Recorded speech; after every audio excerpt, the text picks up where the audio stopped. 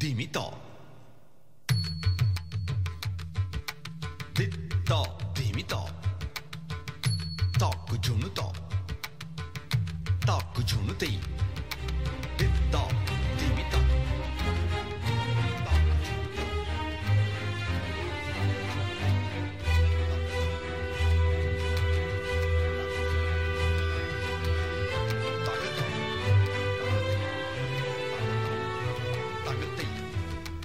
Le tête-à-tête. Frédéric Tadei. Régis Debray.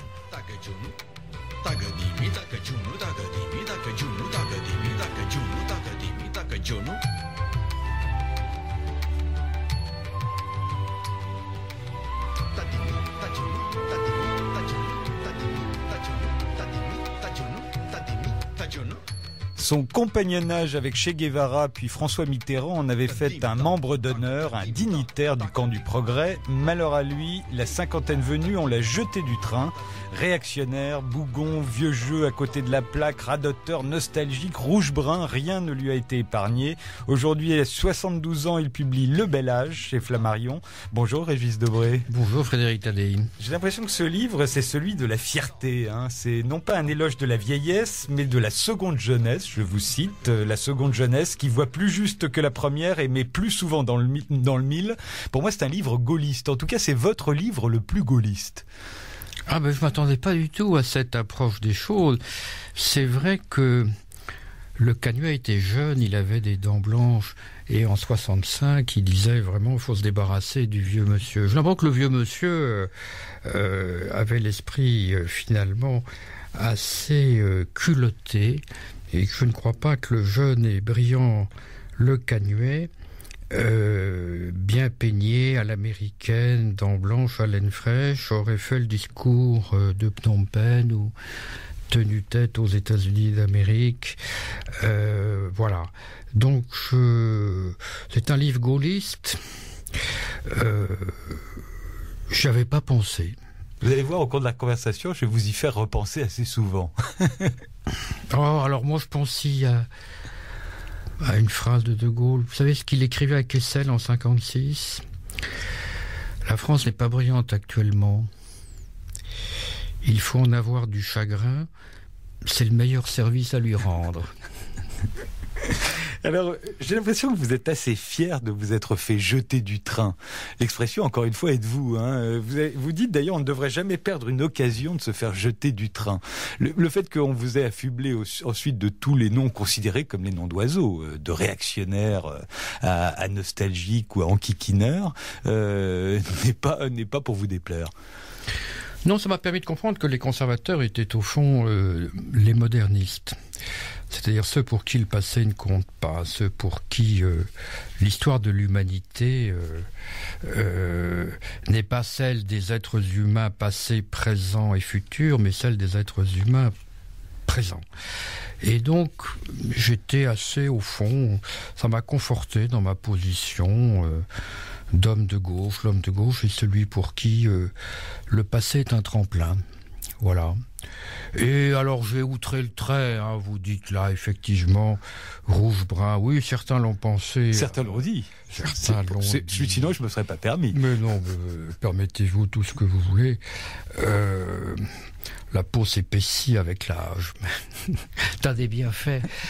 Non, vous savez, outre l'épiderme, l'épiderme de crocodile qu'on acquiert, il y a surtout une grande liberté vis-à-vis de l'opinion, vis-à-vis du on-dit, vis-à-vis du sondage, enfin bref, je suis l'impression que quand on vieillit, on devient jeune, quoi. Voilà, bon, et que je suis frappé à quel point les jeunes d'aujourd'hui peuvent être assez vieillots. À quel moment pensez-vous, Régis Debray, que vous avez commis quelque chose qui vous a fait éjecter comme ça du camp progressiste? Alors il y a eu le moment de la guerre en ex-Yougoslavie où vous avez osé dire que les Serbes n'étaient peut-être pas coupables de tous les crimes dont on les accusait, alors qu'il y avait une grande unanimité parmi les intellectuels français pour s'opposer aux Serbes. Il y a ce moment-là, me semble-t-il, il y a le moment Jean-Pierre Chevènement en 2002 que vous avez soutenu. Il y a la carte vermeille que vous écrivez en 2004 qui annonce déjà le bel âge. Il y a peut-être contre Mélenchon, que vous avez plus ou moins soutenu lors des dernières élections présidentielles. Mais à quel moment, qu'est-ce qui fait qu'à un moment, ils disent, en tout cas un certain nombre d'entre eux, adieu Régis Debray? Peut-être parce que je marche pas dans l'abandon frénétique du marxisme, peut-être parce que je ne marche pas dans tous à New York, tous à Washington, tous à Harvard, peut-être parce que je ne marche pas dans le libéral libertaire, l'exaltation de l'entreprise et du marché, peut-être parce que tout simplement je reste un vieux républicain de gauche. C'est comme ça qu'on devient réac aux yeux des, je dirais, de nos fringants donneurs de leçons. Mais vous savez, tout ça ne m'a pas beaucoup affecté, tout ça me fait sourire. Toute unanimité est suspecte, n'est-ce pas? Tout automatisme est suspect. Tout ce qui est machinal en nous est dangereux. J'entendais sur votre antenne quelqu'un que je respecte, qui est Alain Juppé, qui emploie le mot terroriste tout le temps. Nous chassons les terroristes. Vous avez été un terroriste, vous? Je suis un terroriste, interdit de séjour aux États-Unis à ce titre. Mais j'avais envie de dire à ces jeunes journalistes, très sympathiques, très compétents, qui dialoguaient avec Monsieur Juppé, mais vous êtes assez grand pour vous souvenir de l'emploi qui a été fait de ce mot?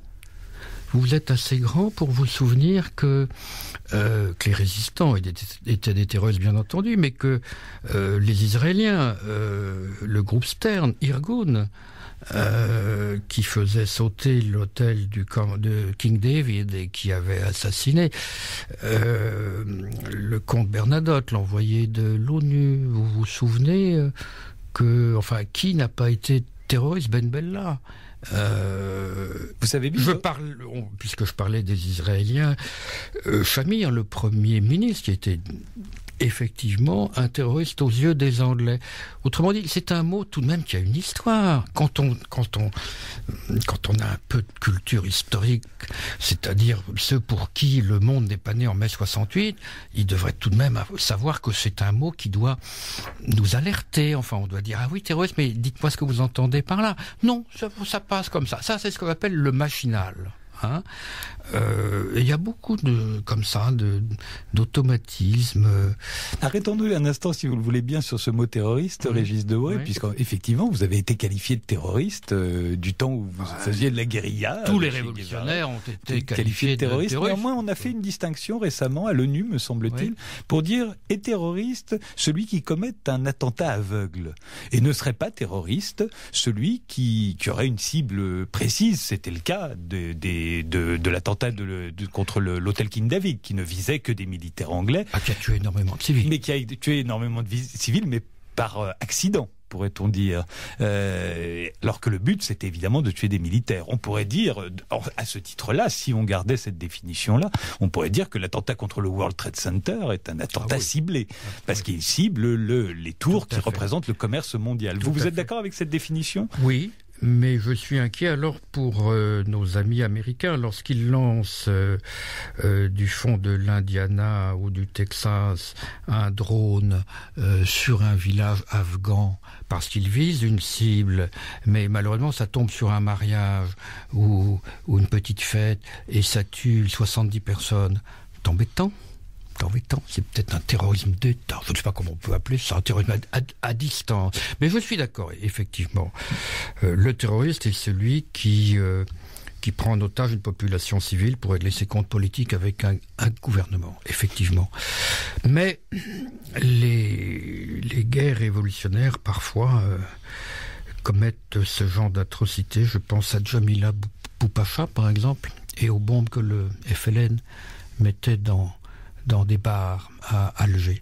Non, je tiens à préciser que le terrorisme, je suis contre. D'ailleurs, c'était de mon temps, si j'ose dire, je vous parle comme un vieux con, vous voyez, de mon temps, dans la guérilla ou dans les divers mouvements révolutionnaires latino-américains que j'ai côtoyés, il était exclu de mettre une bombe dans un cinéma, dans un autobus. Enfin, c'était impensable.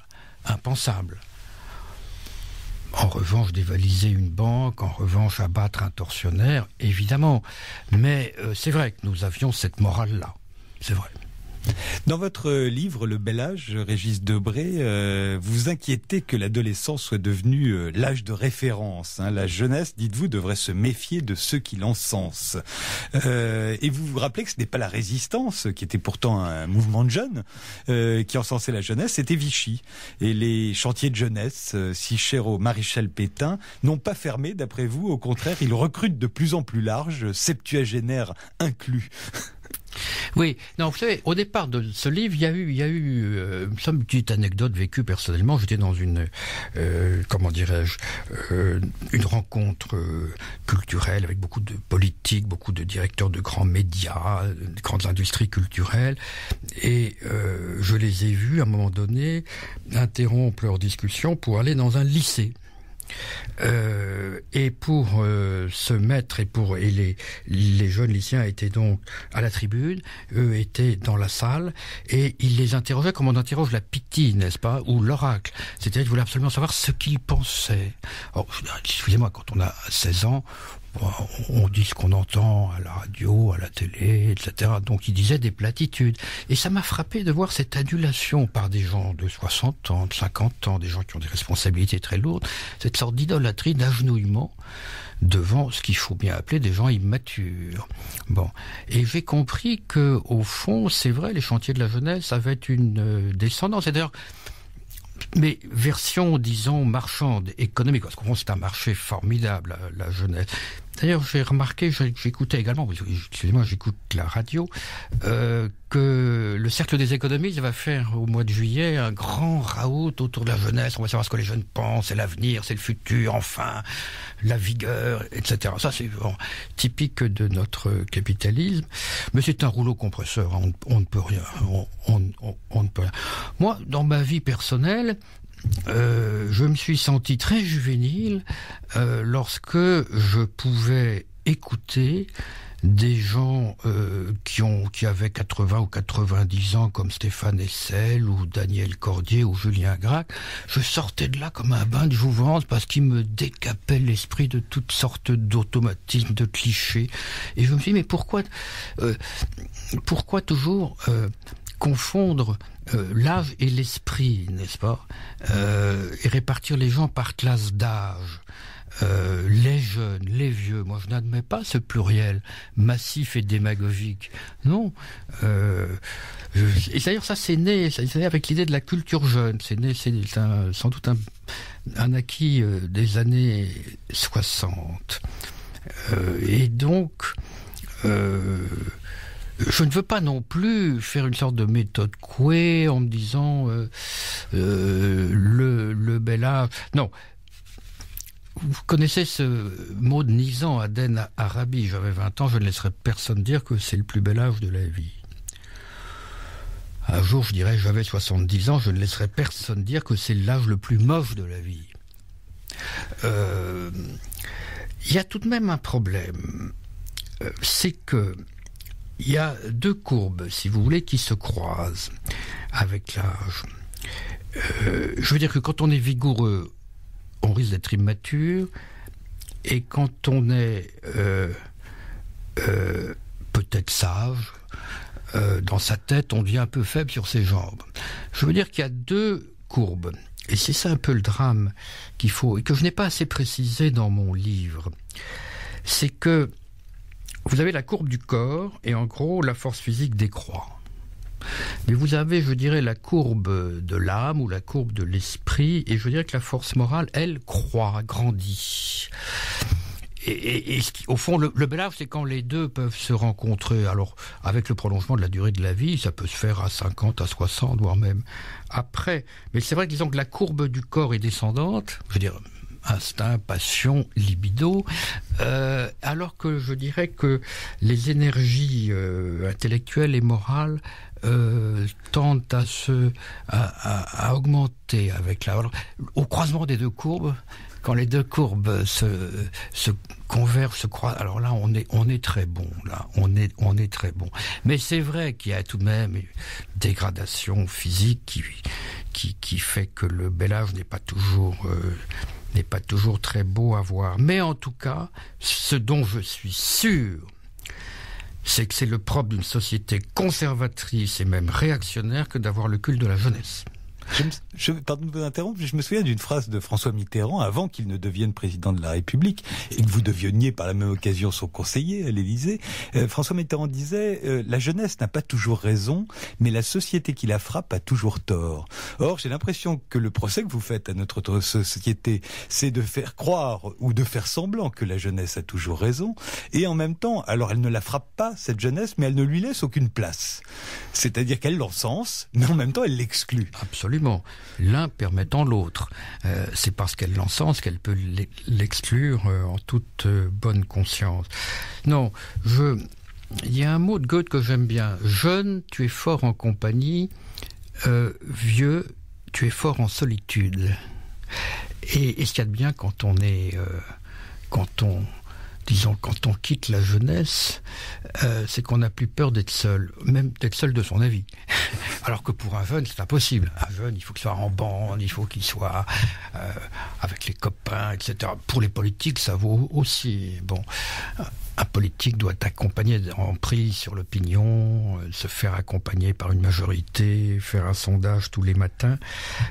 Donc c'est vrai que comme on n'aime plus trop les gens isolés, les gens solitaires, on préfère parler de les jeunes comme ça. Ça fait masse, ça fait groupe, et ça a une apparence de vitalité. Mais moi, je crois que c'est rendre un très mauvais service aux jeunes que de les idolâtrer. De même que c'est rendre un très mauvais service à l'enfant que d'en faire le centre de l'école. Le centre de l'école, c'est le savoir. On est à l'école pour grandir, pas pour faire l'enfant. Mais nous avons une société de plus en plus infantilisée, et je pense que les masses-médias jouent un certain rôle. Mais au-delà de tout ça, je vais vous dire, bon, à la limite, je me fous des questions d'âge. Ce qui m'inquiète beaucoup, c'est, excusez-moi, c'est un peu un stéréotype, la crise de la transmission. Qu'est-ce que je veux dire par là ? Je veux dire que ce qui distingue un homme d'une abeille ou d'un ours, c'est que un homme, ça fait des monuments.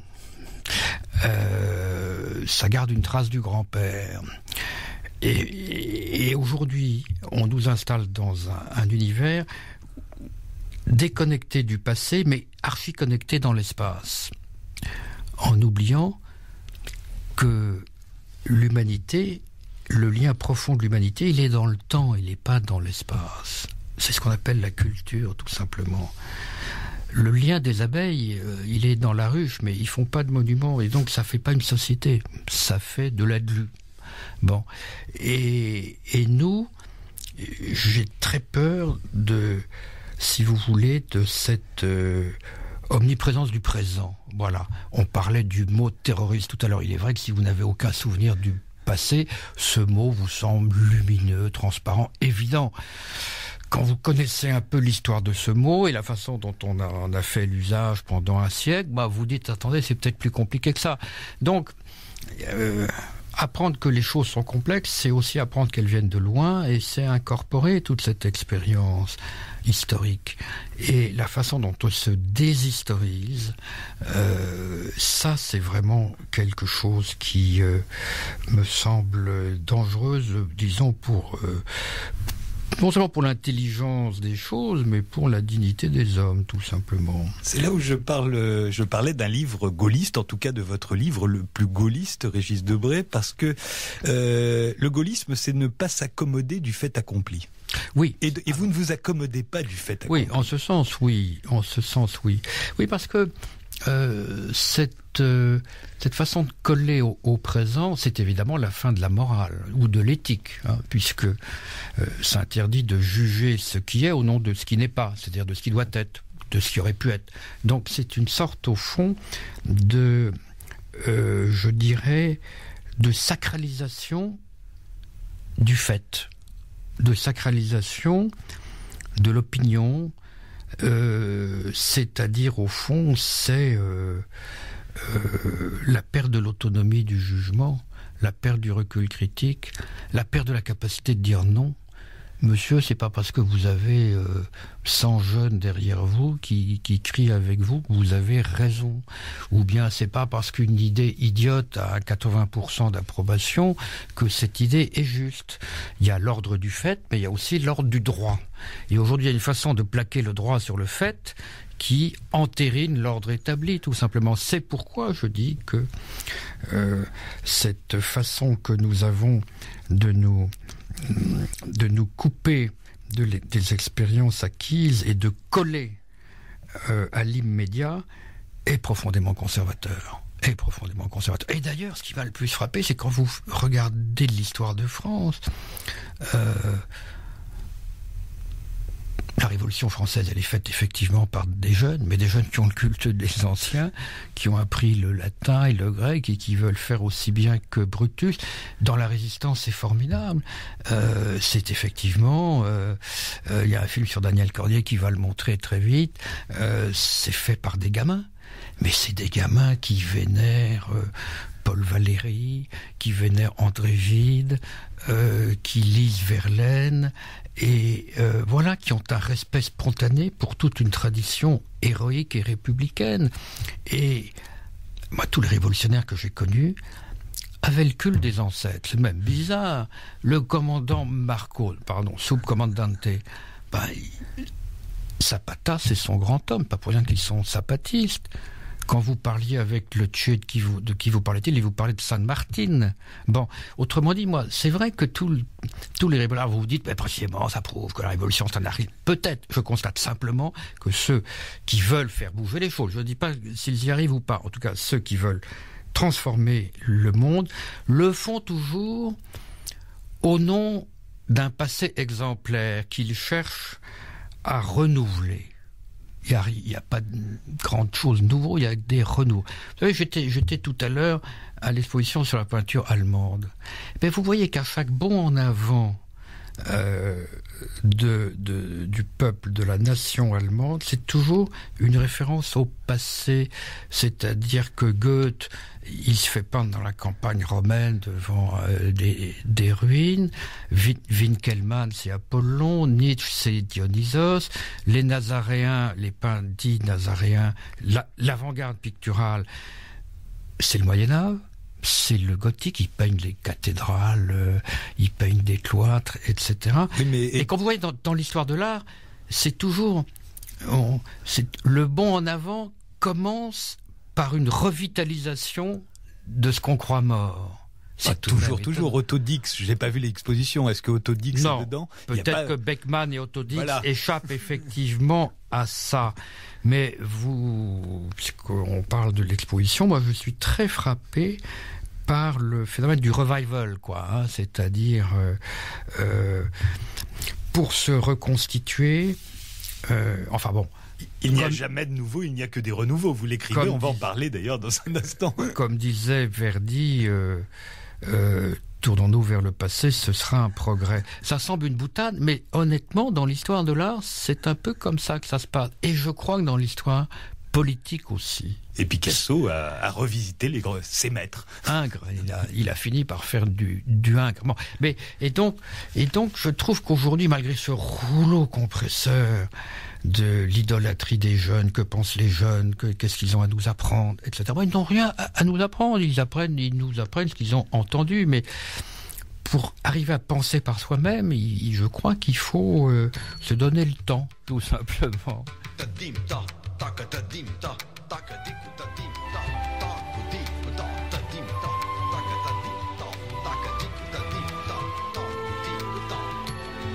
Vous écoutez le tête-à-tête de Frédéric Tadei.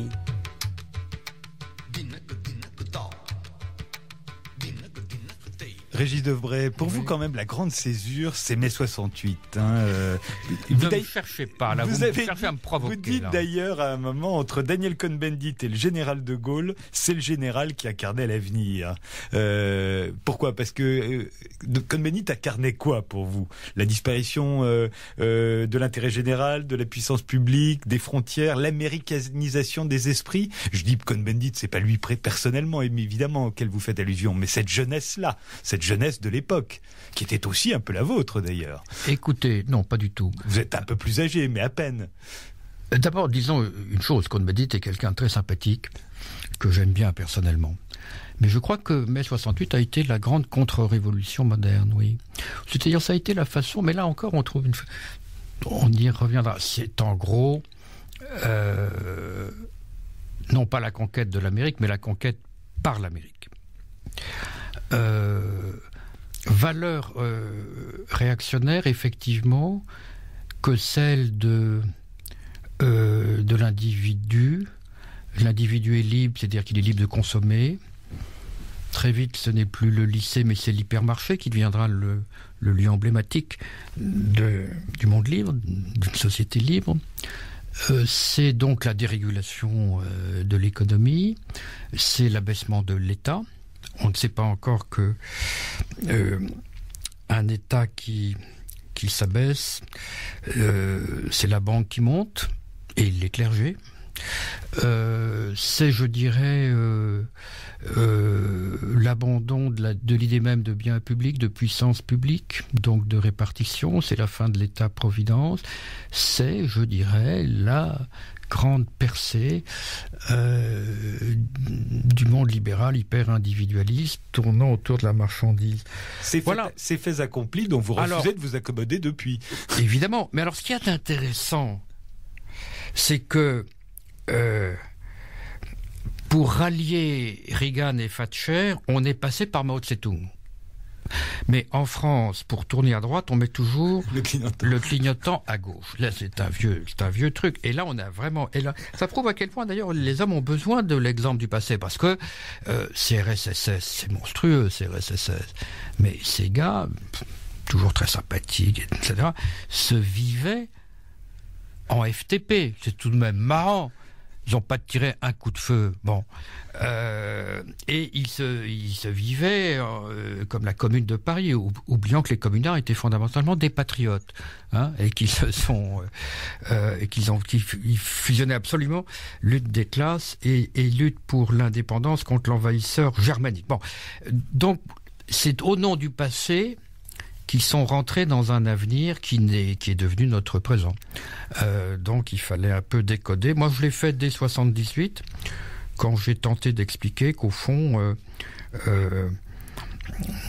c'était effectivement la fin de la France de papa, mais c'était également la fin de la France républicaine et l'arrivée des communicants. Au fond, c'est là où la banque et la communication ont pris le manche. Ils le tiennent depuis l'heure. Tout ça, c'est assez bien, parce que c'est vrai, le rôle de la communication en mai 68 a été crucial, chacun le sait. Les tracts, les affiches, la radio, et c'est vrai que c'est là où l'information sur l'événement, fabriquette de l'événement, etc. C'est là où on a eu un formidable court-circuit entre, je dirais, le réel et son écho ou son image, et donc ça formait une très belle génération de communicants d'ailleurs, 1968. Demandez à nos amis de Euro-RSG, je pense qu'ils ont sans doute un merveilleux souvenir de mai 68 où ils ont dû faire leurs premières armes. Et vous, parler d'une révolution, non. C'est pour moi, en termes classiques, une contre-révolution libérale, libertaire. Elle a d'ailleurs effectivement conquis non seulement les esprits, mais aujourd'hui les appareils politiques. Et je disais d'ailleurs en 78, il faut absolument sauver Cohn-Bendit et lui permettre de rentrer en France, car ça va être le grand notable de l'Europe de demain. Je ne m'étais pas tellement trompé en 78. Bon. Régis Debray, tout ça s'est passé en votre absence. Et je crois que là aussi, c'est fondateur. Le fait que vous n'étiez pas là, au même moment vous êtes en captivité, vous avez été capturé en Bolivie en avril 67, vous serez libéré en 71 et vous ne reviendrez en France qu'en 73. Et j'ai l'impression que cette captivité, elle est fondatrice. Qu'en avez-vous retiré exactement. Et si je me souviens bien de ce que vous écriviez dans Loué soit nos seigneurs, ce gros livre paru chez Gallimard à la fin des années 90 et qui racontait votre éducation politique, vous y racontiez qu'en fait vous avez découvert en captivité le sentiment national. Vous vous êtes aperçu que votre guérilla en fait était vouée à l'échec parce qu'elle ne s'ancrait dans aucun sentiment national. Vous n'étiez pas des Boliviens, ni chez Guevara, ni vous. Et au fond, là, vous comprenez, j'ai l'impression, le gaullisme. Le gaullisme qui, lui, s'enracine dans le sentiment national et qui est pour l'émancipation des peuples. De Gaulle disait toujours, la France doit être du côté des peuples qui s'émancipent, mais qui ne s'émancipent pas sur n'importe quel terrain avec n'importe qui. Non, c'est vrai que la prison m'a pris le recul par rapport à l'événement, m'a permis, il est vrai, de lire la Bible et que je ne connaissais pas, mais je ne me suis pas converti, rassurez-vous. Simplement, j'ai compris que les religions, c'était important dans la vie des peuples, si vous voulez. Mais alors, au fond, j'ai fait comme tout le monde, j'ai découvert mon pays en étant loin de mon pays. Ce que vous expliquez bien dans le bel âge, effectivement. Je dirais c'est un réflexe très classique. Alors c'est vrai, tous les latino-américains de gauche et d'extrême gauche étaient gaullistes, bien sûr. Bon, mais ça, c'est tout le monde le sait. Je rappelle tout de même, oui, que De Gaulle était allé en Amérique latine presque 4 semaines d'affilée. Dis donc, vous vous rendez compte? Il visitait tous les pays à l'époque. Il visitait tous les pays, un par un, jusqu'au Paraguay. Il est resté au Paraguay 24 heures. Vous vous rendez compte? Aujourd'hui, nous avons des présidents qui restent 2 heures dans un pays, qui trouvent que c'est très bien et qui rentrent chez eux.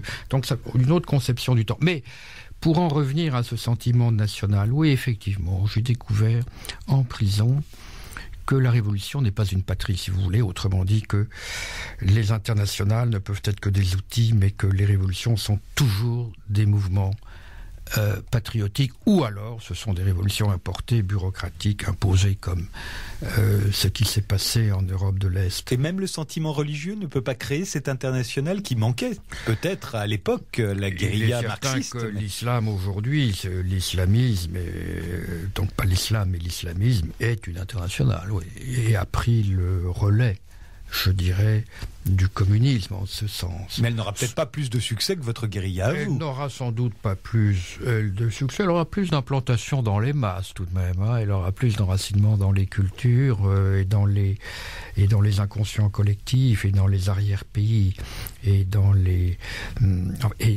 têtes, et dans les cœurs. Mais évidemment que l'épreuve du pouvoir sera fatale, comme, vous savez, un communiste au pouvoir est un demi-communiste, un islamiste au pouvoir est un demi-islamiste, etc. Mais en tout cas, laissant... la question de l'islam est importante parce que tous ceux qui se sont targués, qui ont vécu le renversement du communisme comme l'avènement d'un monde de liberté et d'émancipation, ne savaient pas qu'ils allaient, si j'ose dire, tomber de Caribe en Silla et passer du Comintern à Al-Qaïda, qui est une internationale et qui donne aux gens une certaine appartenance. Les hommes ont besoin d'appartenance. Quoi qu'il en soit, c'est vrai que je me suis découvert français, ce dont j'avais toujours un peu honte, parce que tout de même, la torture en Algérie, Guy Mollet, l'autorisation de la torture par les socialistes français, lorsqu'ils ont voté les pleins pouvoirs en 56, plein pouvoir à l'armée. Tout ça faisait que j'avais plus très envie de me dire français. Et j'avais très envie de quitter la France. Mais j'ai découvert que c'est pas facile d'épouser une autre langue, et que même quand vous vous croyez latino, les latinos ne vous voient pas comme l'un des leurs. Et c'est vrai que la tragédie essentielle de la guérilla bolivienne est qu'elle n'était pas bolivienne. Voilà. Elle était internationaliste. Le Che avait tenu à aller à côté de l'Argentine, car c'est en Argentine qu'il tenait. C'est à l'Argentine qu'il tenait, car il était argentin. Mais quand vous regardez ce qui s'est passé avec les internationalistes cubains au Congo, où le Che a tenté d'implanter un foyer de guérilla au Congo, il y a eu une sorte de, je dirais, de non pas de rejet, mais d'allergie du tissu africain devant cette Mais pour d'autres implantation raisons, peut-être, étrangère. Régis Debray, puisque vous dites vous-même dans le Bel Âge, vous faites la différence entre révolte et révolution. Ah oui. Les révoltes n'ont pas d'avenir, c'est ce qu'on dit en général. Les révoltes n'ont pas d'avenir, les révolutions en ont. Vous dites les révoltes n'ont pas d'avenir parce qu'elles n'ont pas de passé. Oui. Les révolutions sont fondatrices parce qu'elles veillent aux enchaînements. C'est un des points importants de votre livre. Rien ne peut advenir qu'à condition d'avoir été. En fait, il n'y a pas de rupture. Et vous rappelez que les grands déclencheurs du XXe siècle furent tous des has-beens pétant le feu, je vous cite, oui, De Gaulle, Gandhi, Castro, Kennedy, Ben Gourion. Oui. Ce sont des has-beens boutant le feu. Ce sont des has-beens parce qu'ils ont ancré leur action politique dans un mythe national, Passé. c'est-à-dire dans un héritage culturel. Ils ont fait le suivi, comme on dit. Et quand vous ne faites pas le suivi, quand vous brisez les chaînes du temps, vous êtes expulsé du temps, tout simplement, et vous faites de l'utopie. Alors ça va bien pour faire un livre, ça va pas bien pour fonder un pays ou instaurer un régime durable. Oui, c'est vrai que le révolutionnaire est celui qui répare le temps, c'est celui qui fait le pont. Et ça, c'est un fait constant. Je veux dire que vous prenez toute l'histoire des révolutions. Souvent, d'ailleurs, les révolutions commencent par être passées. Au fond, si on n'avait pas appris le latin chez les jésuites, on n'aurait jamais eu de Saint-Just ou de Robespierre. Hein. C'est tout de même eux qui ont voulu faire aussi bien que les Gracques, de même que Napoléon voulait faire aussi bien que Jules César, et Lénine voulait faire aussi bien que la Commune de Paris. C'est classique. Et même nos contre-révolutionnaires, sans le savoir, de 68, voulaient faire aussi bien que Blanqui ou Jean Moulin. Et Thatcher et Reagan, avec leur révolution conservatrice, en appellent eux aussi aux grands anciens. Sans doute, ils ont tout de même une frénésie de modernité. Mais c'est vrai que c'est pourquoi je dis qu'aujourd'hui, le fait qu'on enseigne de moins en moins l'histoire et la chronologie, ça va pas faire des jeunes gens modernes, ça va faire des jeunes gens amnésiques, consensuels et obéissants. C'est d'ailleurs bien pourquoi notre classe dominante veille à ce que à Sciences Po on fasse de moins en moins de cours d'histoire de culture générale. Il faut que l'histoire commence en 1945, voire communauté charbon-acier, Schumann, etc. Là, c'est bien. Il ne faut surtout pas leur parler 1848. Oh là là, c'est un vieux truc. Non, là, je pense vraiment... C'est en tant que... Je ne suis plus révolutionnaire, mais je reste un réformiste radical. C'est en tant que réformiste radical que je m'élève contre le jeunisme qui va faire vieillir précocement nos jeunes gens, en les rendant tout simplement adaptés. Vous savez je crois qu'il faut que l'école fasse des inadaptés, non? Mais elle en a toujours fait, elle en fera toujours, ne croyez-vous pas? J'espère, mais ça devient tout de même un mécanisme d'adaptation aux conditions régnantes d'une société fabricatrice et marchande, enfin qui fabrique de moins en moins et marchande de plus en plus. Mais en tout cas, non, il faut que des jeunes puissent non seulement penser par eux-mêmes, acquérir une autonomie de jugement, mais qu'ils puissent faire la leçon au présent au nom du passé, ce qui leur donnera l'idée d'un autre avenir. Voilà, mais tout ça c'est très banal. Régis Debray, vous dites il n'y a jamais de nouveau, il n'y a que des renouveaux. Et d'ailleurs, vous définissez aujourd'hui non plus comme révolutionnaire, mais comme réformisme radical. Et au fond, il y a toujours le terme re dedans. Le re de renouveau, de renaissance, qui était aussi une révolution tournée vers l'avenir, mais qui empruntait énormément au passé. La réforme, évidemment, la révolution française, la résistance, à chaque fois il y a le re. C'est bizarre, oui. Comme si la répétition était créatrice finalement. Comme si, au fond, c'est ça qui est formidable dans l'histoire de l'humanité, c'est que elle progresse la tête tournée vers le passé, c'est formidable. D'ailleurs, ce que Walter Benjamin disait, n'est-ce pas, sur l'ange de l'histoire, hein, qui a toujours la tête tournée vers le Mais passé. ça ne suffit pas non plus à en faire quelque chose de bien. Pétain avait la tête tournée vers le passé, Reagan et Thatcher, que je citais tout à l'heure, d'une certaine manière l'avaient aussi. Pétain, il s'est entouré de technocrates et il ne pensait qu'à faire des discours à la jeunesse. Il avait une radio jeunesse, il avait tous les... Il disait la terre, elle ne ment pas. Oui, bien sûr. Non, si vous voulez me dire qu'il ne suffit pas d'avoir une conscience historique pour réformer le monde, on est d'accord. Mais je vous dis simplement que ne pas avoir de conscience historique, c'est assurément se condamner à répéter, à ressasser et à reconduire l'état des choses existant. Voilà, condition nécessaire mais pas suffisante. Mais ça me frappe tout de même, ça me frappe à quel point tous les révolutionnaires que j'ai connus étaient des hommes pour qui l'histoire faisait obligation.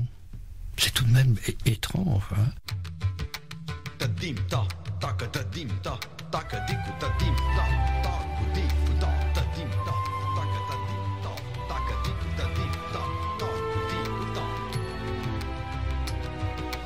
Le tête-à-tête, Frédéric Tadei, Régis Debray.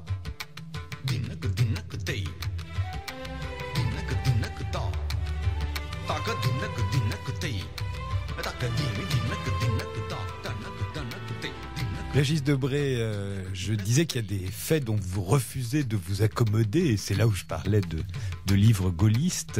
Mais quels sont-ils exactement, ces faits dont vous refusez, ces faits accomplis, hein, dont vous refusez de vous accommoder? C'est vous en glissez un certain nombre, hein, dans votre livre. Le peuple est devenu le public, par exemple. Hein. La qualité est remplacée par la quantité. C'est le hit parade, le box-office aujourd'hui qui supplante l'idée qu'on pouvait avoir autrefois de ce qui est le plus beau, tout simplement, ou le meilleur. On va au plus court, on ne s'occupe durablement de rien.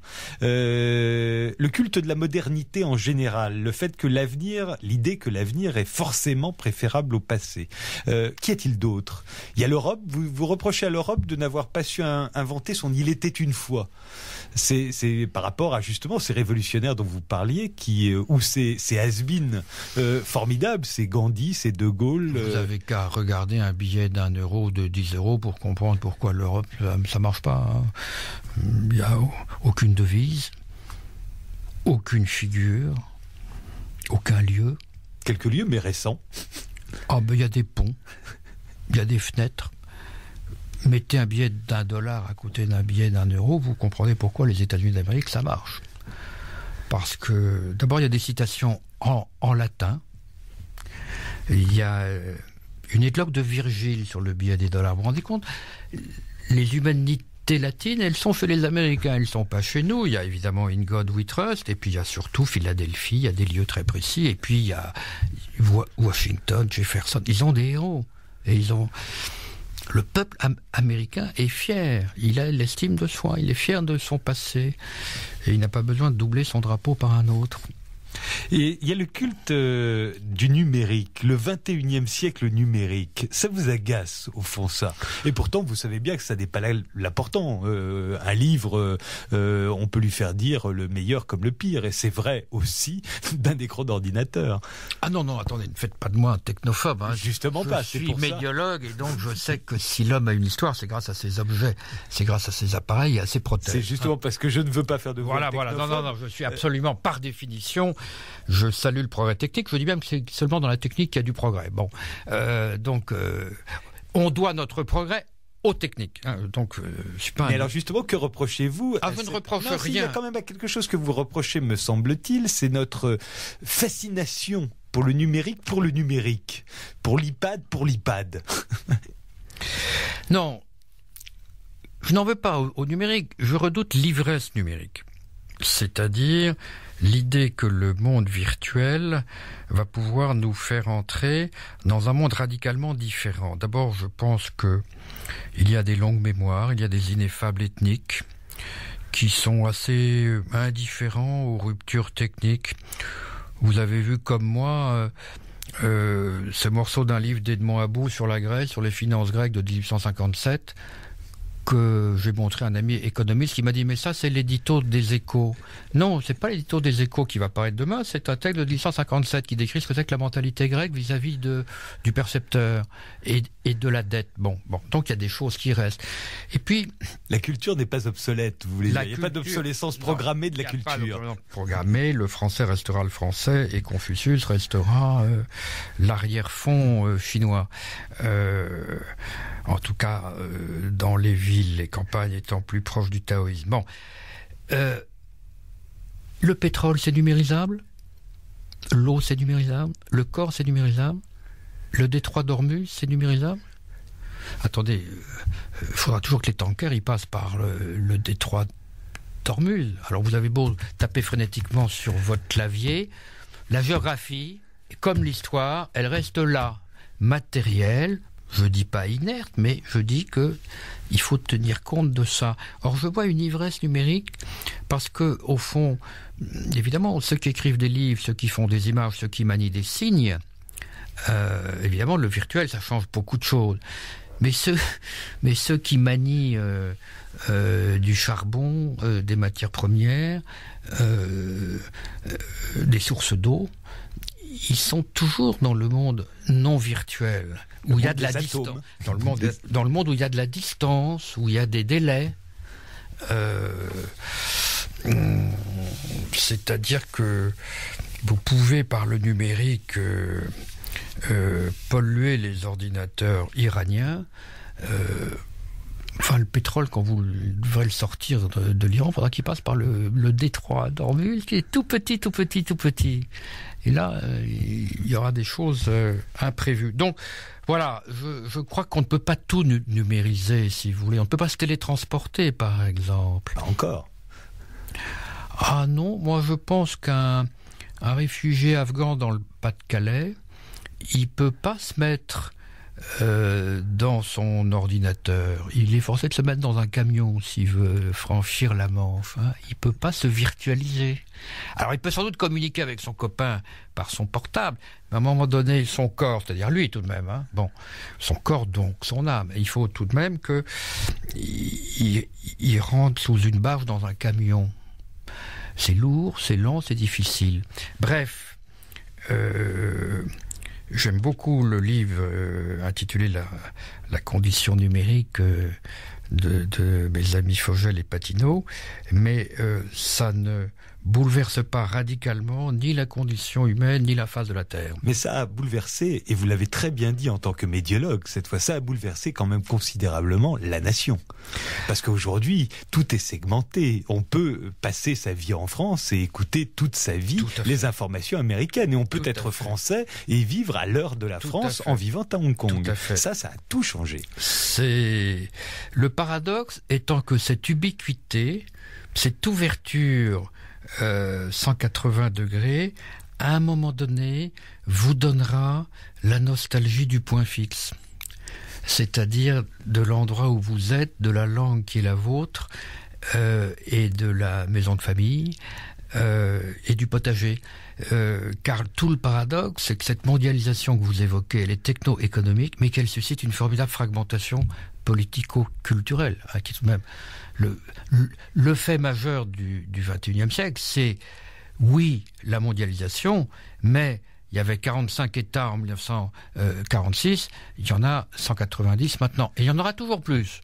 Vous aurez demain, vous aurez l'Écosse, vous aurez la Catalogne, vous avez le Kosovo, vous avez la Slovénie, là où il y avait la Yougoslavie, il y a 4 ou 5 États. Donc, curieusement, la mondialisation est aussi une fragmentation. Donc, c'est pas parce que vous circulez que vous unifiez. Peut-être même, je pense, que quand vous circulez trop, vous vous frottez à d'autres cultures, et ça peut créer de l'urticaire. Moi, je crois que le fondamentalisme, c'est un phénomène épidermique. C'est pas parce que c'est précisément parce qu'il y a de la migration, c'est parce qu'il y a du mouvement, c'est parce qu'il y a du mélange, qu'il y a des maladies de peau. Régis Debray, j'aimerais jouer à un jeu avec vous parce que vous n'êtes pas le seul qu'on a qualifié de réactionnaire ces dernières années, même si vous avez été peut-être un des premiers. Mais j'aimerais comprendre la différence, par exemple, avec quelqu'un comme Alain Finkielkraut. Qu'est-ce qui vous différencie précisément? Parce que lui aussi dit qu'il y a un passé, qu'il faut s'y relier, il y a une culture. Il y a tout de même pas mal de choses. Il y a d'abord, je ne suis pas technophobe. J'accueille le numérique les yeux écarquillés, avec bonheur. J'essaye de ne pas verser dans l'ivresse, etc. Mais je sais que l'homme est né par les pieds, par la main, par les pieds parce que ça lui a permis de se redresser, donc se libérer sa face pour parler, non plus pour mordre, et par les mains parce qu'il a fait des outils.